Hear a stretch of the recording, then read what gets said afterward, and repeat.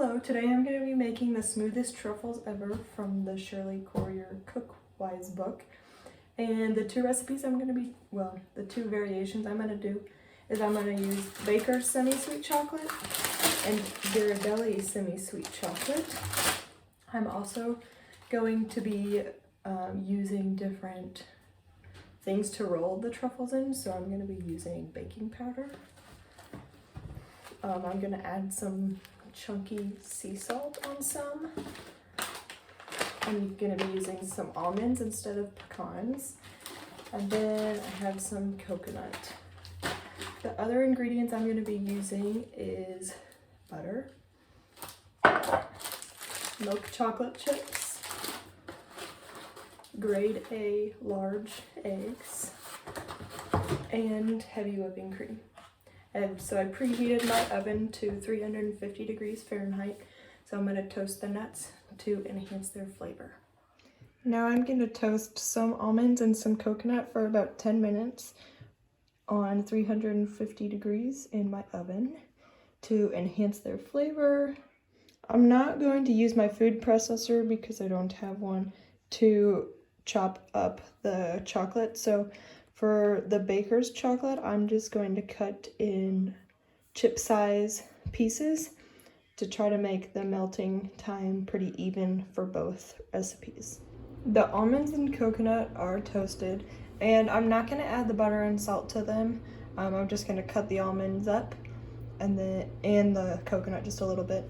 And I have cut up my Baker's semi-sweet chocolate, and here is 6 ounces of my milk chocolate chips, and there is 10 ounces of the Baker's semi-sweet chocolate.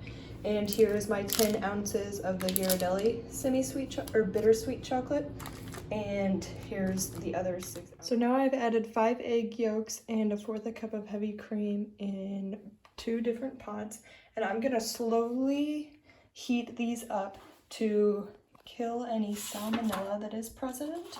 Egg and cream mixtures are thickened, and they thickened very quickly. They kind of started to coagulate just a little bit. So now I'm gonna take the temperature and make sure that these eggs aren't over 120 degrees, just because I don't want to have the chocolate separate. So I'm using my candy thermometer. And I will let you know what the temperature is.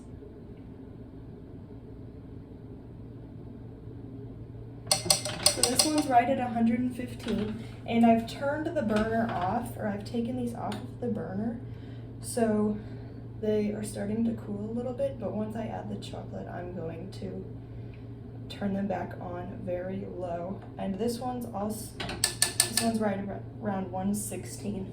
So now I'm gonna add the milk chocolate in both, and the semi-sweet in one, or the Baker's semi-sweet in one, and the Ghirardelli bittersweet in the other. So I have added the Baker's chocolate in this one and the Ghirardelli chocolate in that one, and I haven't turned the heat on yet, and as you can see, the egg and cream mixture has been warm enough to start melting the chocolate. And I have to be very careful with the temperature regulation of the chocolate. So this chocolate's gonna melt around 118 to 120 degrees, but it will start separating around 130. So I'm going to, if I have to turn the burner on, I will, but I'm gonna turn it on in the very lowest setting. And I added the chocolate in smaller pieces for a more even melting, and I'll let you know when it's all melted. I've decided I'm going to focus on one at a time. So this burner is on right now, and it's on a very, very low setting. And I'm going to stir this constantly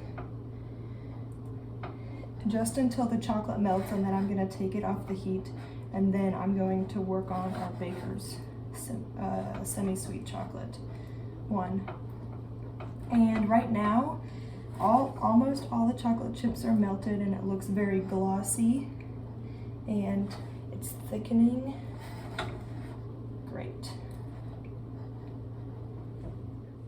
Like I was saying, it's very thick, and it's glossy and almost all the chocolate is melted.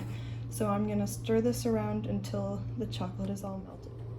And I forgot to show me saying this or doing this step, but I did add the butter, 3 tablespoons of butter to each before I added all the chocolate.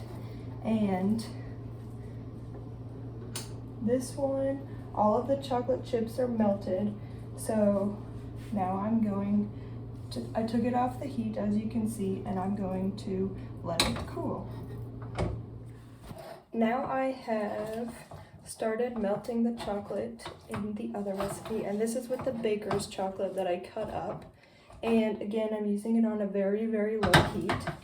And the book explains that using the egg yolks and the cream and the butter, because they're liquid components, it helps the chocolate not seize or burn and separate. And it also says to use at least 1 tablespoon of liquid for every 2 ounces to help the burning and help with the separating of the chocolate. Adding and heating the liquid parts, so the eggs, egg yolks, the cream, and the butter will help to wet all the, evenly wet all the dry particles of the chocolate, like the cocoa and the fat. And that's the evenly wetting is what helps the chocolate not seize and separate. I have just finished melting all the baker's chocolate, semi-sweet chocolate, in this pot, and this looks very smooth, glass-like, and there's not a whole lot of texture. And then here is the other one, and as you can see, there is a little bit more texture. I'm wondering if I started heating the chocolate too fast or too high too quickly. So now I'm gonna place these in the fridge to cool and then make some truffles. So here's the 2 finished products after they've chilled. And this is the one with the Ghirardelli bittersweet chocolate. And it looks pretty lumpy, and the butter has solidified on top, so it didn't completely mix in. I think the problem with this is I accidentally heated the chocolate to over 130 or the high 29s, and the chocolate started to separate.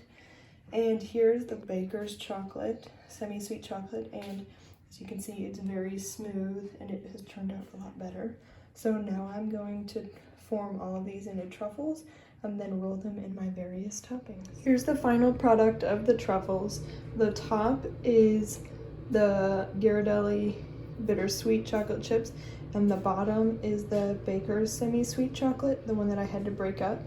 And as you can tell, the bottom one, the melting temperature was a little more even than the chocolate chips. I think it's because the chocolate chips melted a lot quicker and it got a little too hot and the chocolate started to separate, and so the butter wasn't evenly incorporated, I think. The bottom ones, they taste smoother than the top ones. I just prefer the bottom ones better because of the semi-sweet chocolate instead of the bittersweet chocolate. The top ones have a little more of a dark chocolatey flavor. And as you can see, I did some different decorations or toppings. So some of them are toasted coconut, toasted almond. Here's some flaky sea salt, and then some cocoa powder right there.